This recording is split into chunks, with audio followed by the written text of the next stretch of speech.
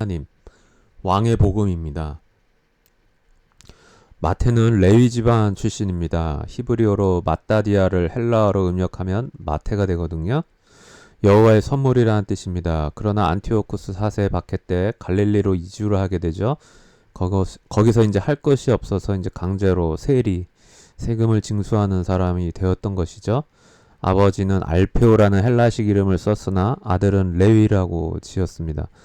그에게 마가복음서가 들어오자 레위인 특유로 그것을 보충한 책이 마태다라고 우린 믿습니다. 구약이 이뤄졌다라고 집요하게 기록했던 사람 마태죠. 모세 오경을 본받아 5개의 묶음의 가르침 이야기로 나눴습니다. 마지막에는 이제 양과 염소 이야기를 나누어서 신명기 28장의 복과 저주 이야기 아시죠? 그것과 오버랩이 되겠습니다. 교회를 위해 기록한 책이죠. 그래서 권징 같은 내용들이 들어가 있고요. 자, 교회라는 말은 민수기 16장 3절 여호와의 총회와 같은 개념이죠. 카할 이제 에클레시아로 이제 번역이 된 것이죠. 나사렛이라는 이름은 신약을 제외하고 어디에도 나오지 않습니다. 그럼 마태가 실수한 것인가? 나사렛은 히브리어로 나츠랏입니다. 나츠랏은 이제 우리말로 하면 니은 쌍지을 리을에 해당하죠. 히브리어는 자음만으로 이제 구성된 단어잖아요. 물론 모음이 있긴 하지만 이 당시는 모음을 거의 쓰지 않았죠. 글자로 니은 쌍지을 리을 나짜랏 하면 이사야 11장 1절을 이새의 줄기에서 한 싹 넷제르가 나며 그 뿌리에서 한 가지가 나서 결실할 것이오에 넷제르가 딱 떠오르게 되는 거죠. 나츠랏과 넷제르는 언어 유희에 해당하는 말입니다. 마태복음 1장 21절 아들을 낳으리니 이름을 예수라 하라. 이는 그가 자기 백성을 그들의 죄에서 구원할 자이심이라 하니라. 예수, 구원이라는 말이죠.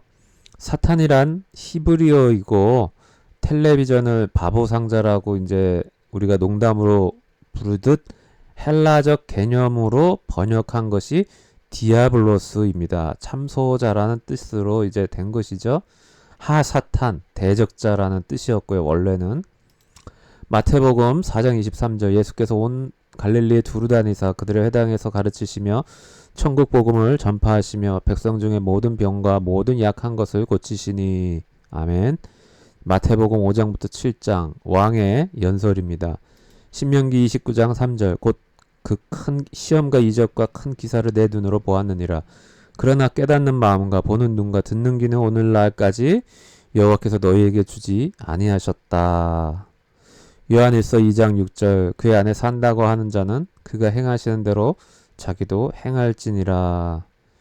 산상수훈의 가운데 주기도문이 있습니다. 우리의 힘으로 그것을 지킬 수 없다라는 것을 보여주시는 말씀이 되겠습니다.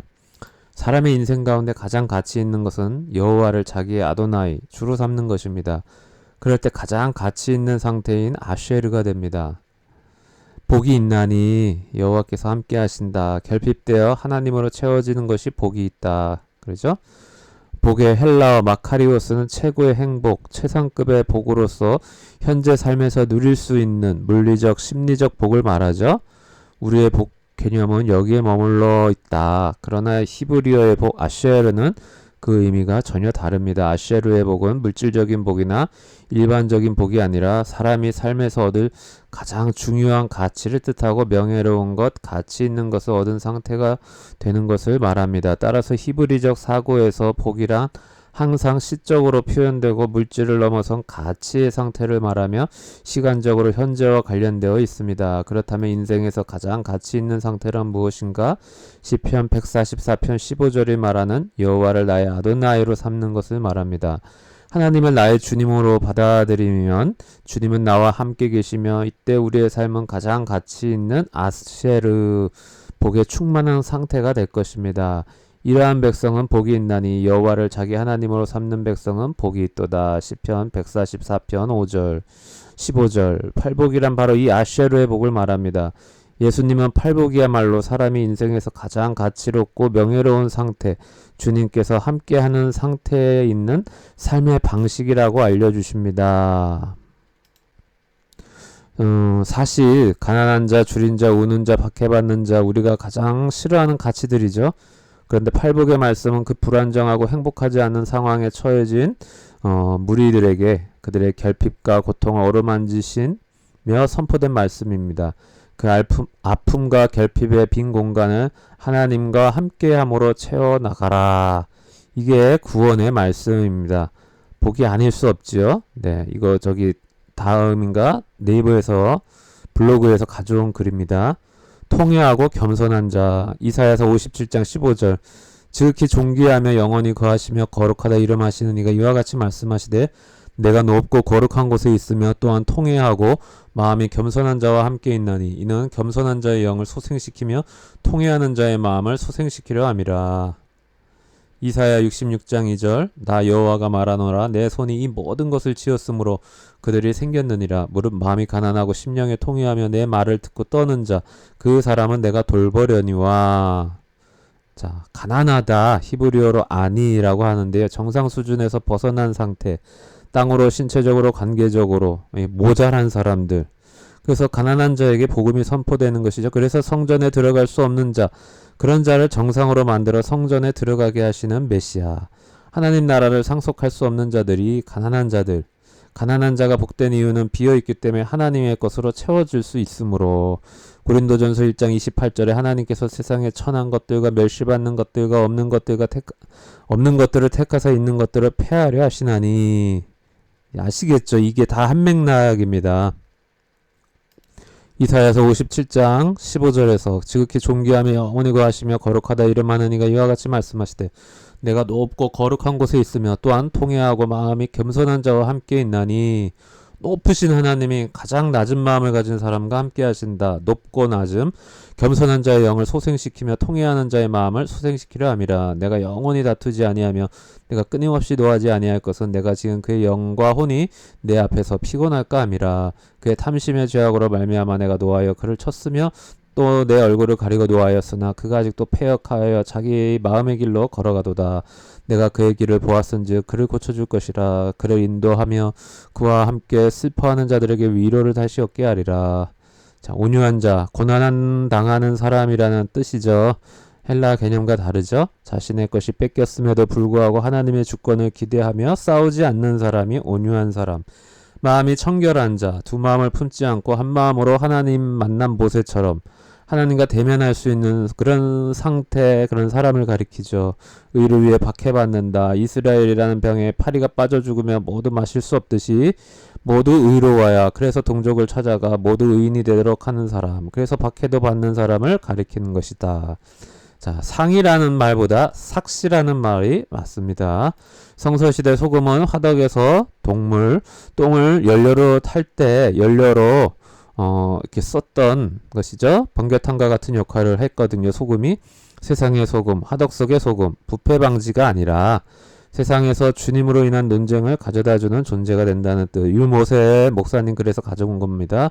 분쟁하게 하러 오셨다는 예수님. 그래서 불로 소금 치듯 하는 지옥이다. 마태복음 5장 23절 예물을 제단에 드리려다가 거기서 네 형제에게 원망들을 만한 일이 있는 것이 생각나거든. 예물을 제단 앞에 두고 가서 먼저 형제와 화목하고 그 후에 와서 예물을 드리라. 너를 고발하는 자와 함께 길에 있을 때 급히 사화하라. 그 고발하는 자가 너를 재판관에게 내어주고 재판관이 옥리에게 내어주어 옥에 가둘까 염려하라. 진실로 내게 이르노니 네가 한 푼이라도 남김이 없이 다 갚기 전에는 결코 거기서 나오지 못하리라. 예, 한국에 많은 교회 다니시는 분들이 참 명심했으면 하는 말씀입니다. 물론 저를 포함해서요. 구약 10계명은 지키라고 주신 것입니다. 그래서 구약 곳곳에서 하나님의 마음이 아프시다고 하셨겠죠. 지키는 것이 쉽습니다. 그러나 신약은 더 어렵습니다. 그래서 성령을 마음에 부으셔서 마음을 잘 지켜야 성령이 거하시고 그래서 행동이 당연히 바뀌도록 하나님이 의도하신 방법이 되겠습니다.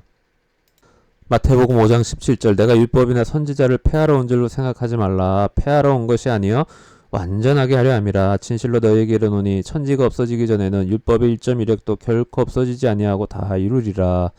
누가복음 16장 29절 아브라함이 이르되 그들에게 모세와 선지자들이 있으니 그들에게 들을지니라.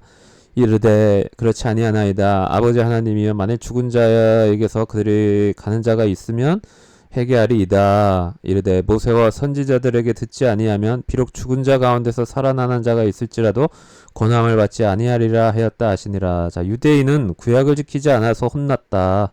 그들이 구약을 잘 지켰는데 그런 것이 아니라 예수님 당시에 많은 유대인들은 구약을 지키지 않았다. 여기서도 말씀하시죠. 요한복음 5장 46절 모세를 믿었더라면 또 나를 믿었으리니 이는 그가 내게 대하여 기록하였음이라. 즉 예수님 당시에 많은 유대인이 예수님을 믿지 않았던 것은 모세 오경을 믿지 않았기 때문이다 라는 이 충격적인 말씀을 하십니다.